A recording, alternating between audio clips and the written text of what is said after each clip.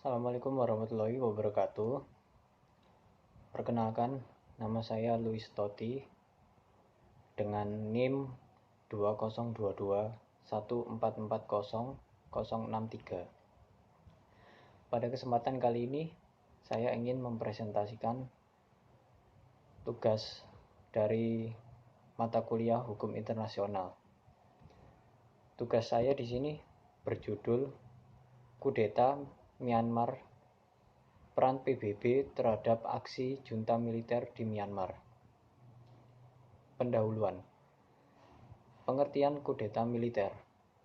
Kata kudeta berasal dari bahasa Prancis coup d'état, yang artinya pukulan terhadap negara. Kudeta adalah sebuah tindakan inkonstitusional yang berupa pengambilan kekuasaan terhadap seseorang yang berwenang atau penggulingan pemerintah suatu negara dengan cara menyerang legitimasi pemerintah secara strategis, taktis, dan politis yang bertujuan untuk mendapatkan penyerahan kekuasaan dari pemerintah yang diserang. Latar belakang terjadinya kudeta di Myanmar. Kudeta di Myanmar dilakukan pertama kali pada tanggal 2 Maret 1962 oleh Tatmadaw di bawah Jenderal Ne Win menggantikan pemerintah sipil AFPFL yang dipimpin oleh Perdana Menteri U Nu. Kudeta kedua dilakukan kembali oleh militer pada tahun 1988 atau yang dikenal sebagai kudeta berdarah 888. Dalam kejadian ini, Aung San Suu Kyi atau yang dikenal sebagai pendiri Partai Liga Nasional untuk Demokrasi atau NLD muncul sebagai aktivis pro-demokrasi pada kudeta 888. Sosoknya merupakan anak pahlawan nasional dan mencuri perhatian.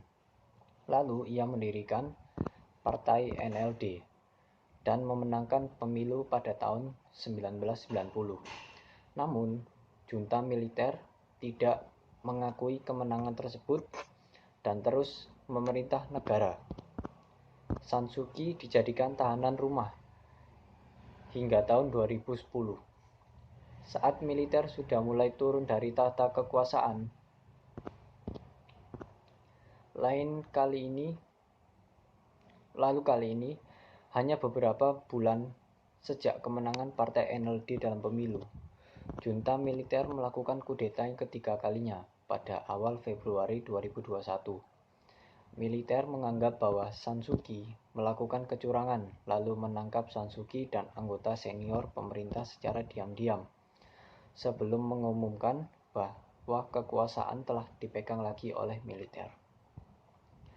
Junta militer menyatakan negara dalam keadaan darurat setelah menahan anggota NLD lainnya, seperti penasihat negara San Suu Kyi dan Presiden Win Myint. Militer juga mengumumkan bahwa Panglima Angkatan Bersenjata Min Aung Hlaing telah dilantik sebagai presiden. Kudeta ini mencuat sorotan dengan apa yang dilakukan oleh para militer, seperti menembaki rakyat Myanmar karena menolak adanya kudeta. Padahal rakyat Myanmar berharap bahwa kudeta ini bisa diselesaikan secara damai. Masyarakat internasional menentang terjadinya kudeta ini dan berharap militer mengembalikan pemerintah sipil dan membebaskan tokoh sipil yang ditahan. Pada rentang bulan Februari hingga April tahun 2021, terjadi penembakan massal yang dilakukan oleh militer Myanmar kepada warga sipil yang sedang berdemonstrasi dan menyebabkan jatuhnya korban jiwa hingga mencapai 543 orang. Dalam langkah berdemonstrasi guna memperjuangkan hak sipil dan politik, yaitu hak untuk menyatakan pendapat di muka umum, para demonstran terhalang oleh tindakan junta militer Myanmar yang mengintimidasi menggunakan senjata api. hal yang dilakukan oleh militer Myanmar tersebut pada dasarnya melanggar ketentuan hukum internasional tentang Universal Declaration of Human Rights dalam pasal 19 dan 20 mengenai Konvenan Internasional tentang hak-hak sipil dan politik. Seharusnya aparat militer dalam penanganan unjuk rasa harus berdasar pada prinsip-prinsip PBB tentang penggunaan kekerasan dan senjata api oleh penegak hukum. Prinsip ini memang bukan suatu perjanjian internasional, tetapi seharusnya memberikan tujuan sebagai pedoman bagi negara-negara anggota. Prinsip-prinsip dasar PBB tentang penggunaan kekerasan dan senjata api oleh penegak hukum diantaranya menentukan bahwa 1. Aparatur penegak hukum dalam melaksanakan tugas sejauh mungkin harus menggunakan sarana non-kekerasan sebelum terpaksa menggunakan kekerasan dan senjata api kalau sarana-sarana lain tetap tidak efektif atau tidak berhasil. 2. Pemerintah akan menjamin bahwa penggunaan kekerasan dan senjata api secara sewenang-wenang atau tidak tepat oleh aparatur penegak hukum akan dihukum sebagai suatu pelanggaran pidana berdasarkan hukum yang berlaku. 3. Keadaan-keadaan luar biasa seperti ketidakstabilan politik dalam negeri atau keadaan darurat umum lainnya tidak dapat digunakan untuk membenarkan setiap penyimpangan dari prinsip-prinsip dasar ini. 4. Aparatur penegak hukum tidak akan menggunakan senjata api terhadap seseorang kecuali dalam usaha membela diri atau membela orang lain terhadap ancaman kematian atau luka parah yang akan terjadi untuk mencegah dilakukannya suatu tindakan pelaku tindak kejahatan melarikan diri, dan hanya apabila cara lunak tidak dapat mencapai tujuan ini. Masuk ke pembahasan, ada 2 poin yang saya tulis di sini, yaitu poin pertama, kondisi sistem pemerintah pasca kudeta. Sejak upaya kudeta pada tahun 2021 di Myanmar, militer telah menguatkan kendalinya atas sistem peradilan yang menurut pengamat internasional membuatnya mustahil untuk mendapatkan peradilan yang adil dan sah.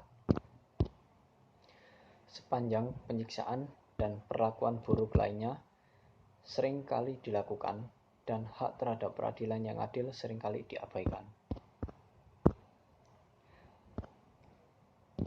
Direktur Proyek Akuntabilitas Myanmar Christopher Robert Paul Gunes menyampaikan bahwa pemilu di Myanmar pada November 2020 dianggap sebagai pemilu yang adil dan bebas. Namun, militer Myanmar menolak keabsahan hasil pemilihan umum saat parlemen baru seharusnya dilantik dan berakibat penangkapan para pemimpin NLD dan anggota NLD lainnya. Tatmadaw atau junta militer kemudian membentuk Dewan Tata Usaha Negara atau SAC yang bergerak untuk menguasai seluruh lembaga negara termasuk sistem peradilan. Kontrol militer atas Mahkamah Agung memperkuat kontrol atas pengadilan pada tingkat yang rendah karena Mahkamah Agung memiliki kontrol atas pengangkatan, promosi, dan pemindahan hakim tingkat bawah.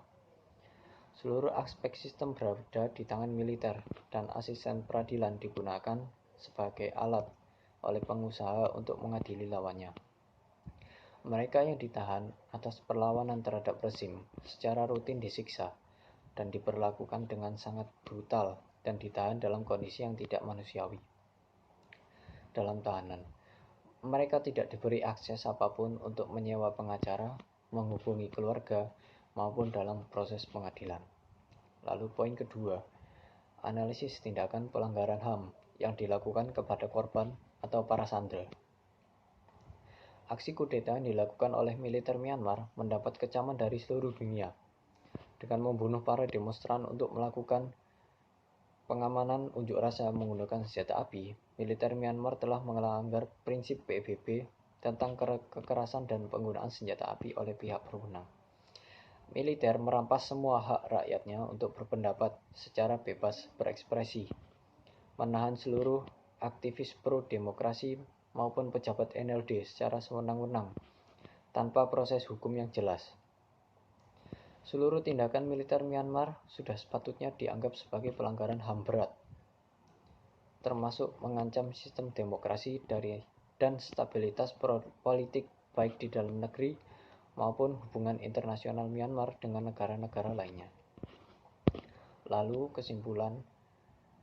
saya tarik kesimpulan dari apa yang saya tulis dari kali ini.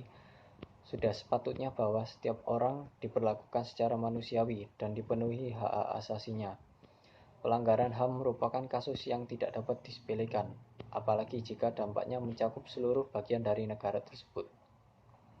PBB dan seluruh masyarakat internasional harus ikut andil dalam berupaya untuk mengembalikan keadaan pemerintah di Myanmar agar kembali normal dan memastikan bahwa perdamaian dapat dilakukan tanpa perlu perang. PBB juga dapat memberikan sanksi internasional kepada Myanmar sebagai respon atas terjadinya pelanggaran HAM pasca kudeta. Dengan adanya peran aktif dari PBB dalam menyuarakan dukungan bagi rakyat Myanmar serta mendesak seluruh warga internasional untuk mengambil tindakan atas pelanggaran HAM yang terjadi, maka akan sangat membantu masyarakat internasional merujuk apa saja bentuk pelanggarannya sehingga dapat diproses.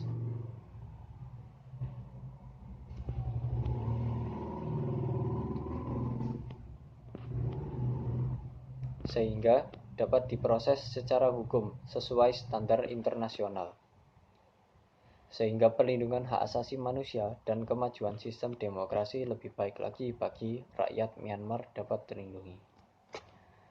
Baik, sekian presentasi dari saya. Mohon maaf bila ada kesalahan dalam pengucapan kata. Terima kasih atas kesempatannya. Wassalamualaikum warahmatullahi wabarakatuh.